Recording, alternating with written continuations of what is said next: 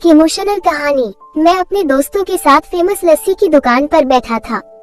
हमने लस्सी का ऑर्डर दे दिया था। कुर्सियों पर बैठकर हम सभी यार दोस्त हंसी ठिठोली कर रहे थे। दुकानदार हमारा ऑर्डर तैयार कर रहा था। तभी वहाँ पर एक बूढ़ी लगभग 74-75 वर्ष की औरत आकर खड़ी हो गई। कमजोर थी, चेहरे पर भूख साफ नजर आ रही थी। आंखें चेहरे में अंदर घुसी हुई थी, लेकिन आंखों में पानी चमक रहा था। देखकर ही पता चल रहा था कि उनका गुजारा मानकर चलता होगा।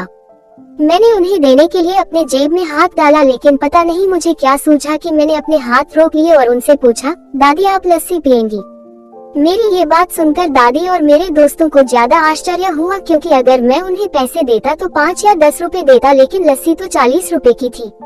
बूढ़ी औरत हिचकिचाते हुए हाँ बोली और उन्होंने अपनी मुट्ठी में पकड़े 15 रुपए जो उन्होंने मानकर इकट्ठा किए थे मुझे देने के लिए मेरी ओर बढ़ाए। मैंने पूछा ये क्यों? तो वो बोली, इन्हें अपने पैसों में मिलाकर मेरी लस्सी के पैसे भर दो। उन्हें देखकर मैं भावुक तो पहले ही हो गया था, पर उनकी बात सुनकर मेरी आंख और गला भर आया। मैंने दुकानदार को एक लस्सी बढ़ाने के लिए कहा। मैंने दादी के पैसे नहीं लिए, इसलिए उन्होंने अपनी मुट्ठी वापस भींच ली।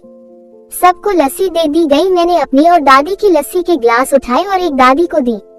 मैं और मेरे दोस्त कुर्सी पर बैठे थे और दादी वहीं पर हमारे सामने जमीन पर बैठ गई।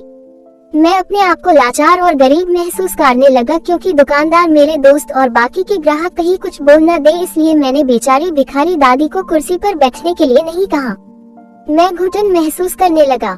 मैं कुर्सी से उठा और दादी के पास जमीन पर बैठ गया। ऐसा करने के लिए मैं आजाद था और इससे किसी को कोई परेशानी हो इसका भी कोई प्रश्न था ही नहीं। मेरे दोस्त बड़ी अजीब नजरों से मेरी तरफ देख रहे थे।